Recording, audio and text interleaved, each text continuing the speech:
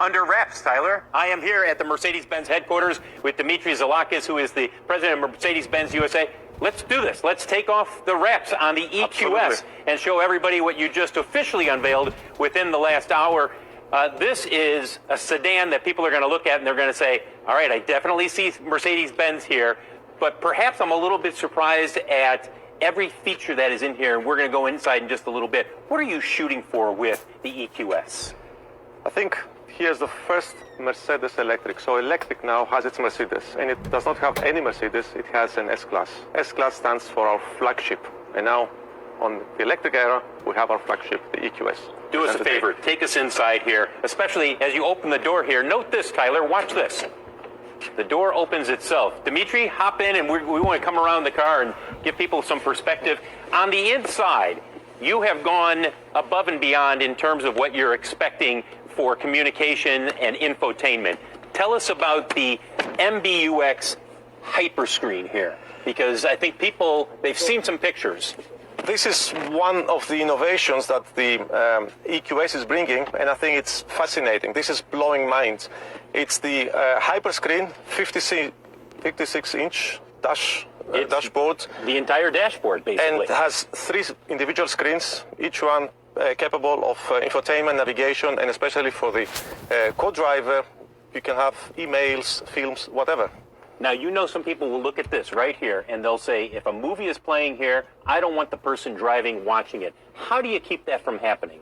Phil, you know pretty well that Mercedes-Benz stands for safety, so that would not be possible. The driver has to focus on the central screen, on the one in the middle. He cannot look on the screen on the side. So these are all taken care by Mercedes. Let me have you step out for a second here, Dmitry. There will be people who will watch this and they will say, okay, you're going to start this, you haven't announced a price yet, but it's likely going to be 6 figures, at least the initial ones, over 100,000. And when you look at this, you will say, how much of this market can you bring the price down? How quickly can you bring it down to the $70,000, the $60,000 range in your other models? This is our flagship electric car, okay? So this has technologies, has size, has design, has qualities, which bring the car to the upper price range. But we're coming up with new models in next year, which will be priced lower than the EQS. We talk about the EQE, we talk about EQE SUV, and we talk about the EQS SUV, which will also come in the market in 2022. So there's a whole range to fit more customers' capabilities. You and I were talking before the interview about the market right now. It is red hot, but you said it could be even hotter if you could supply more vehicles. The chip shortage, how much is that hampering or holding back your sales right now? I would say that US is on the positive side because based on the flexibility that our factories are showing, that the Tuscaloosa factory, which is producing GLE, GLS here, is doing pretty well and is catching up with the rhythm of the market.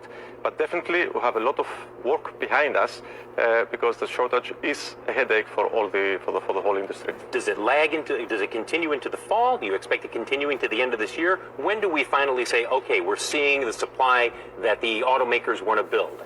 We cannot predict that. We're still struggling as industry, but as I said before, we're handling well, managing and prioritizing our production based on the flexibility we have in our production lines. One last question about the EQS and your electric vehicles. You're eventually going to be building them here in the United States. This one is going to be imported from Germany. Right. Will you do battery production here in the U.S.? Yes. The plan is that we localize production for a couple of our cars, and the battery factory is being in preparation to supply the batteries for our electric vehicles in the U.S. Dmitry Zalakis, the president of Mercedes-Benz USA. This is, wow. You guys, a car that you're going to want to see when you get a chance up close.